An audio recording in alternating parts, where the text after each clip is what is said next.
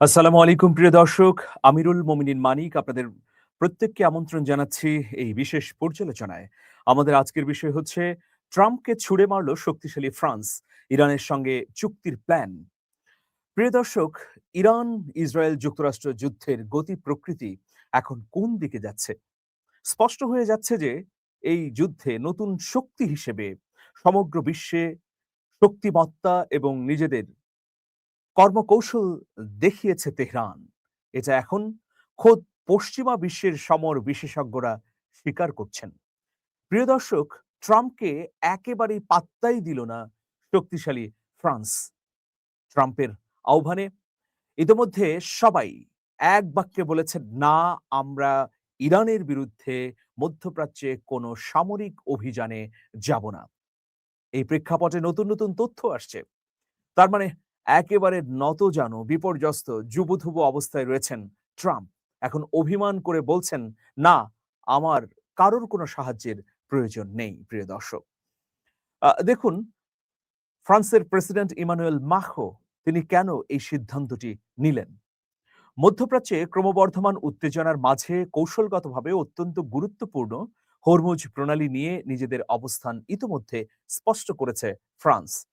ফরাসি president Emmanuel Macron সাফ জানিয়ে দিয়েছেন যে চলমান সংঘাতের মধ্যে হরমুজ প্রণালী সচল করার কোনো সামরিক অভিযানে তারা যুক্ত হবে না। সম্প্রতি মধ্যপ্রাচ্যের সংকট নিয়ে আয়োজিত এক বিশেষ মন্ত্রিসভার বৈঠকে মাখো বলেন, আমরা এই সংঘাতের কোনো পক্ষ নই। তাই বর্তমান প্রেক্ষাপটে হরমুজ প্রণালী উন্মুক্ত করা বা মুক্ত করার কোনো বিশেষ অভিযানে ফ্রান্স কখনোই বর্তমান ভবিষ্যতে অংশ নেবে না। তবে যুদ্ধকালীন পরিস্থিতিতে সরাসরি না জড়ালেও সংঘাত পরবর্তী সময়ের জন্য একটি আন্তর্জাতিক জোট গঠনের কাজ চালিয়ে যাবে প্যারিস। এই জোটের মূল লক্ষ্য হবে মধ্যপ্রাচ্যের স্থায়ী শান্তি নিশ্চিত করা এবং নৌ চলাচলের পূর্ণ স্বাধীনতা ফিরিয়ে আনা। প্রেসিডেন্টের বক্তব্যে এটি স্পষ্ট যে ফ্রান্স সরাসরি যুদ্ধে জড়িয়ে পরিস্থিতি আরো জটিল করতে চায় না, বরং তারা দীর্ঘমেয়াদী কূটনৈতিক ও কৌশলগত সমাধানের পথে হাঁটছে। প্রিয় দর্শক, এইরকম পরিস্থিতিতে আমরা দেখছি ডোনাল্ড ট্রাম্প একে একে মিত্র হারাচ্ছেন। ইতিমধ্যে ন্যাটোর পক্ষ থেকে স্পষ্টভাবেই বলা হয়েছে যে ইরান যুদ্ধে জড়ানো মানে বিপজ্জনক পথে পা বাড়ানো।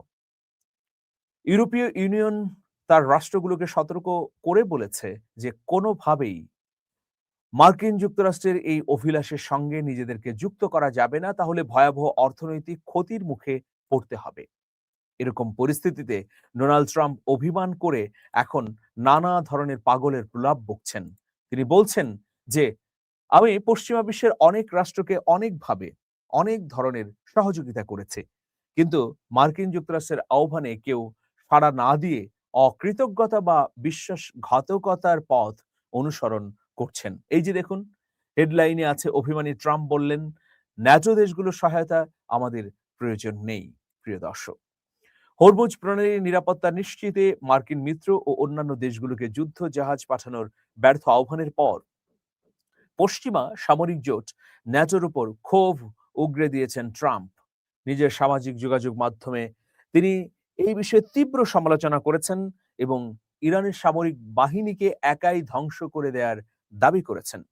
ডোনাল্ড ট্রাম্প তার পোস্টে লিখেছেন যে আমাদের ন্যাটোর বেশিরভাগ মিত্র দেশ যুক্তরাষ্ট্রকে জানিয়েছে তারা ইরানের শাসক গোষ্ঠীর বিরুদ্ধে আমাদের সামরিক অভিযানে যুক্ত হতে চায় না। তবে তিনি বলেছেন প্রায় প্রতিটি দেশই ইরানের বিরুদ্ধে আমাদের পদক্ষেপের সঙ্গে জোরালোভাবে একমত ছিল, এখন নেই। ন্যাটো পশ্চিমা মিত্রদের উদ্দেশ্যে ট্রাম্প বলেন, আমরা তাদের রক্ষা করব, কিন্তু বিশেষ প্রয়োজনের সময় তারা আমাদের জন্য কিছুই করবে না। এ সময় মার্কিন এই প্রেসিডেন্ট আরো বলেন যে ইতিমধ্যে ইরানের সামরিক বাহিনী এবং নেতৃত্বকে আমরা নিশ্চিহ্ন করেছি। তিনি বলেন, যেহেতু আমরা সামরিকভাবে অনেক বড় সাফল্য পেয়েছি, তাই আমাদের আর ন্যাটোর সহায়তার প্রয়োজন নেই। আমাদের প্রয়োজনে কখনোই তারা ছিল না। প্রিয় দর্শক, এর আগে বিশ্বের অন্যতম গুরুত্বপূর্ণ বাণিজ্যিক জলপথ হরমুজ প্রণালীতে বাণিজ্যিক জাহাজগুলোর নিরাপত্তায় মিত্র দেশগুলোকে যুদ্ধ জাহাজ এবং নৌসেনা পাঠানোর আহ্বান জানিয়েছিলেন ট্রাম্প। মার্কিন মিত্র এবং ইউরোপের প্রায় সব দেশই সেই আহ্বান প্রত্যাখ্যান করেছে।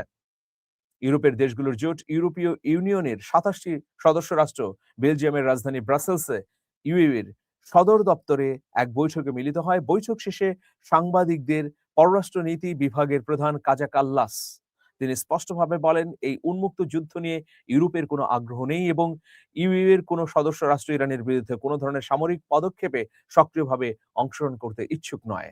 কাজা কাল্লাসের বক্তব্যের প্রতিধ্বনি পাওয়া যায় ইতালির পররাষ্ট্রমন্ত্রী অ্যান্তনিও তাজানির কণ্ঠেও। ইউ এর বৈঠক পরবর্তী ব্রিফিং এ সাংবাদিকদের তিনি বলেছিলেন যে ইউরোপীয় ইউনিয়নের নৌবাহিনীর মিশনগুলো বর্তমানে বিভিন্ন সাগরে বাণিজ্যিক জাহাজগুলোকে নিরাপত্তা দিচ্ছে এবং জলদস্যু বিরোধী অভিযান পরিচালনা করছে। সেসব দায়িত্ব ছেড়ে এই মুহূর্তে মিশনগুলোর পক্ষে কোনো যুদ্ধ করা সম্ভব নয়।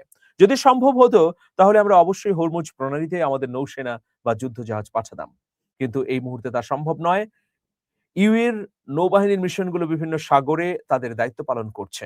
সুতরাং স্পষ্টভাবেই শক্তিশালী ন্যাটো এবং ইইউ জানিয়ে দিয়েছে যে মিস্টার ডোনাল্ড ট্রাম্প আপনার পাশে আমরা নেই। তাহলে মিস্টার ট্রাম্প এখন কি করবেন? মার্কিন যুক্তরাষ্ট্রের বিশ্বস্ত মিত্র ফ্রান্স কেন ট্রাম্পের এই আহ্বানকে ছুড়ে মারল, একেবারে প্রত্যাখ্যান করে দিল ট্রাম্পের এই আহ্বানের? কোনো সারা শব্দ নেই, বরং স্পষ্ট অবস্থান নিল। যদিও ইমানুয়েল ম্যাক্রো বলছেন যে এই যুদ্ধের কোনো পক্ষে আমরা নেই, কিন্তু এটা তো একেবারে দিবালোকের মতো স্পষ্ট যে মার্কিন যুক্তরাষ্ট্র এবং ইসরায়েলের পক্ষে ফ্রান্সের না থাকা মানে প্রত্যক্ষ পরোক্ষভাবে ইরানের পক্ষে থাকা। দেখুন, এর পেছনে কয়েকটি কারণ রয়েছে। প্রথম কারণ হচ্ছে মার্কিন যুক্তরাষ্ট্রের মতো উচ্চাভিলাষ নেই ফ্রান্সের। এই যে দেখুন, মধ্যপ্রাচ্য জুড়ে বিভিন্ন রাষ্ট্রে মার্কিন যুক্তরাষ্ট্র ঘাঁটি গড়েছে। এই ঘাঁটিগুলোর মূল উদ্দেশ্য হচ্ছে মার্কিন যুক্তরাষ্ট্রের আধিপত্য তৈরি করা। ফ্রান্সের এইরকম কোনো অভিলাষ নেই। হ্যাঁ, সামরিক মিত্র হিসেবে ফ্রান্স মধ্যপ্রাচ্যের বিভিন্ন মার্কিন দূতাবাসে বিভিন্ন সহায়তা কাজে সেনা পাঠিয়েছে, কিন্তু তাদের একক কোনো ঘাঁটি নেই যেখান থেকে তারা যুক্তরাষ্ট্রের মতো উচ্চাভিলাষী কার্যক্রম পরিচালনা করছে। কদিন আগে ইরাকে হামলার লক্ষ্যবস্তুতে পরিণত হয়েছে ফ্রান্সের একটি যুদ্ধ জাহাজ। এরপরেও ফ্রান্স ইরানের বিরুদ্ধে কোনো ধরনের অভিযান বা প্রত্যাঘাতের পরিকল্পনা করেনি, কারণ মধ্যপ্রাচ্য জুড়ে ফ্রান্সের কেবলমাত্র মূল উদ্দেশ্য বাণিজ্যিক।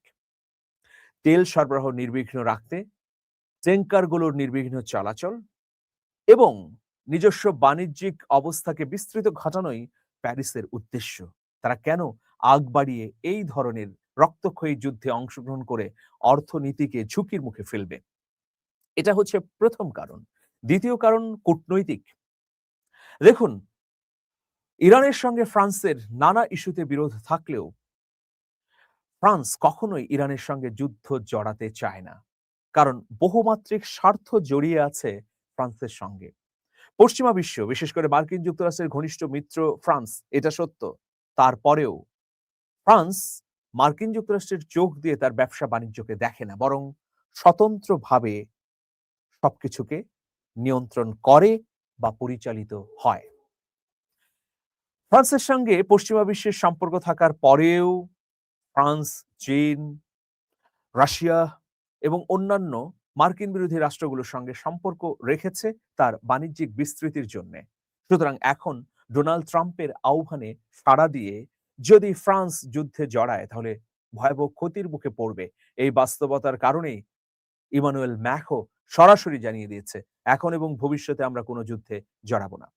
পরিস্থিতি যখন এই, তখন ট্রাম্পের জন্য আরো একটা ভয়াবহ খবর উপস্থাপিত হয়েছে। দেখুন, ইরানের পক্ষ থেকে স্পষ্টভাবে জানিয়ে দেওয়া হয়েছে হরমুজ প্রণালীতে কেবলমাত্র মার্কিন যুক্তরাষ্ট্র এবং ইসরায়েল ছাড়া অন্য সকল দেশের ট্যাঙ্কার, নৌযান এবং জ্বালানি বহনকারী জাহাজ চলাচল করতে পারবে। এখন পশ্চিমা বিশ্বের রাষ্ট্রগুলো, বিশেষ করে অস্ট্রেলিয়া, কানাডা, জার্মানি, এদিকে ফ্রান্স, স্পেন, যুক্তরাজ্য, সবাই ইরানের সঙ্গে চুক্তি করতে পরিকল্পনা করছে। কি চুক্তি?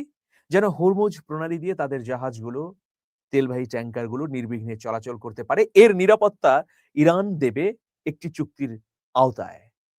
কি ধরনের ভয়াবহ পরাজয়ের মুখে ট্রাম্প খুব গর্ব করে বলেছিলেন হরমুজ প্রণালীর নিয়ন্ত্রণ তিনি নেবেন।